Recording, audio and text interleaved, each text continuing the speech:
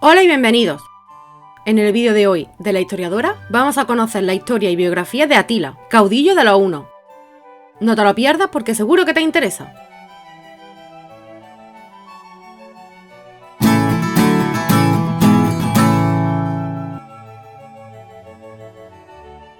Los hunos no dejaron ninguna lengua escrita.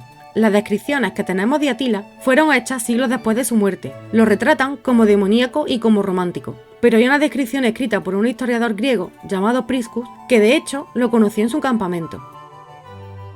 Fue un hombre que nació para sacudir la raza del mundo, un terror para todas las tierras que de una forma u otra atemorizó a todos por las noticias terribles propagadas sobre él. Era altanero en su corte, orgulloso, lanzaba miradas a todos lados, para que su poder fuese evidente, incluso en los movimientos de su cuerpo.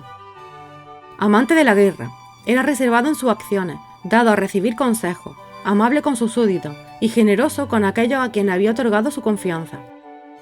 Era bajo de estatura, con un pecho ancho, cabeza masiva y ojos pequeños, tenía poca barba, su nariz era chata y su tez morena, mostrando así los signos de su raza.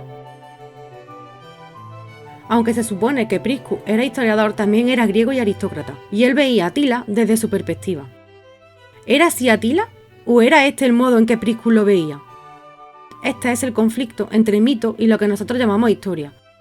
Para ellos, la historia era algo diferente, eran cuentos, y si los cuentos eran buenos, entonces eran historia, no los hechos objetivos y puramente científicos. Entre su segunda y tercera década de vida, participó en todas las excursiones militares y diplomáticas del rey Ruga. A los 32 años, Atila había invadido Italia 2 veces, pero no para conquistar. Había ido a ayudar a su amigo Aecio, quien estaba comprometido en luchas internas y violentas por el poder. A pesar que la ayuda fue bien retribuida, Aecio fue el más beneficiado. Obtuvo el título de maestro de soldados, y así se convirtió en el hombre más poderoso del Imperio Romano de Occidente. Durante los 10 años siguientes, Atila se convirtió en su mejor amigo y en su aliado más poderoso. Mientras Atila fuera recompensado por su servicio, los enemigos de Aecio serían sus enemigos. Cuando la rebelión estalló en la Galia, Atila acudió al rescate. Sus guerreros masacraron a los borgoñones y mataron a su rey. El ejército huno arrasó con los godos, luego siguieron por Toulouse, la capital de los visigodos. Desesperados, estos últimos enviaron obispos a los hunos para suplicar por la paz. Cuando el rey Ruga murió en el año 434, hubo un gran regocijo en el Imperio Romano Oriental. Para el momento de su muerte, Ruga se encontraba en guerra con el Este. Ahora los romanos tenían la esperanza de alcanzar la paz, pero el precio sería alto. Los romanos tenían que negociar con Atila. El emperador de Oriente tendría que pagar a Atila un tributo de 700 libras de oro cada año, 2 veces la cantidad que se le pagaba al rey Ruga. También exigió un rescate por cada prisionero romano bajo su custodia y se aseguró que sus propios súbditos regresaran a salvo del territorio romano. En lo sucesivo, se les prohibiría a los romanos firmar tratados con enemigos de los hunos o interferir en el derecho de comerciar en el Danubio. El tratado fue firmado en el año 435. Teodosio, el emperador del Imperio Oriental, sabía que una paz costosa y humillante era preferible a una guerra que no podría ganar. Para Atila, los tratados con los romanos eran una especie de guerra sin violencia. El tributo anual que recibía de ambos imperios era más bien una forma de extorsión, al igual que los regalos que recibía cuando negociaban con él. Cada libra de oro arrebatada a los romanos y cada carrera de saqueo obtenida durante ataques inesperados le daba a Atila más influencia en su territorio y en el exterior. La riqueza era poder, y con cada libra de oro que cruzaba el Danubio, Atila se hacía más poderoso y más intimidante, y los romanos más humillados. La paz entre los hunos y los romanos orientales duró hasta el 440. Los hunos habían capturado un obispo romano en el lado equivocado del Danubio y habían robado objetos de las tumbas de sus muertos. Atila se enfureció, su ejército cruzó el río con cólera justiciera y acometió contra un poblado comercial romano. En un feroz combate, los jinetes de Atila arremetieron contra los romanos cortándolos en pedazos. Mientras avanzaba su embestida, el hábil uso de Atila de los ingenieros romanos capturados expertos en sitio hizo que ni siquiera las paredes más poderosas de la fortaleza resistieran el ataque. Ciudad tras ciudad fue saqueada y destruida completamente, y sus riquezas despojadas. Los romanos sufrieron derrota tras derrota. Para el otoño del 442, Atila había conquistado la mayor parte de la región de los Balcanes, incluida la actual Bulgaria, Grecia y los estados que formaron la ex Yugoslavia. El emperador Teodosio suplicó por la paz, esta vez el precio sería más alto que antes.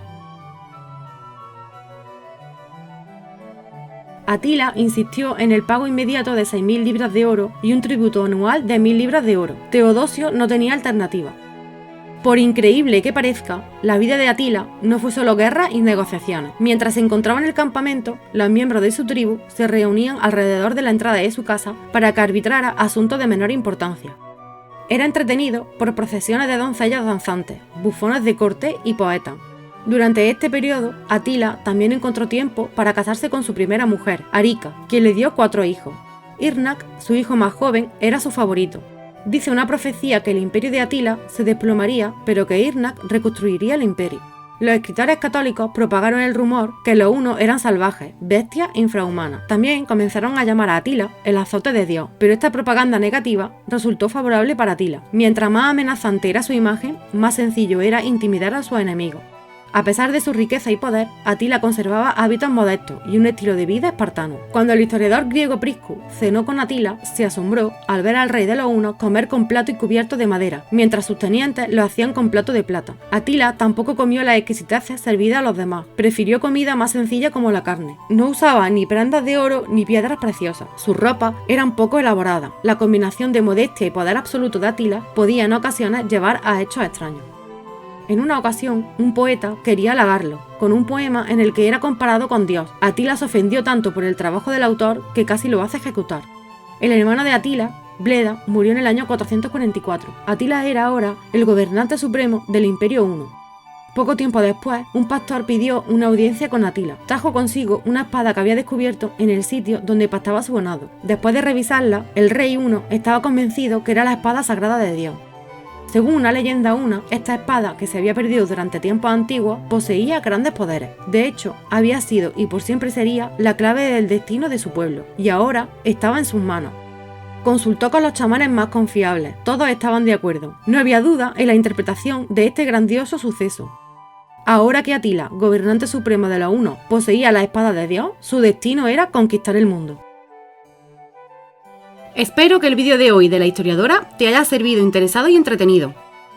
Déjame en los comentarios tu opinión, consejos, gustos y temáticas favoritas para ayudarme a hacer un canal mejor para ti. Muchas gracias por apoyarme, suscribiros al canal, comentar y dar like a los vídeos. ¡Hasta el próximo vídeo!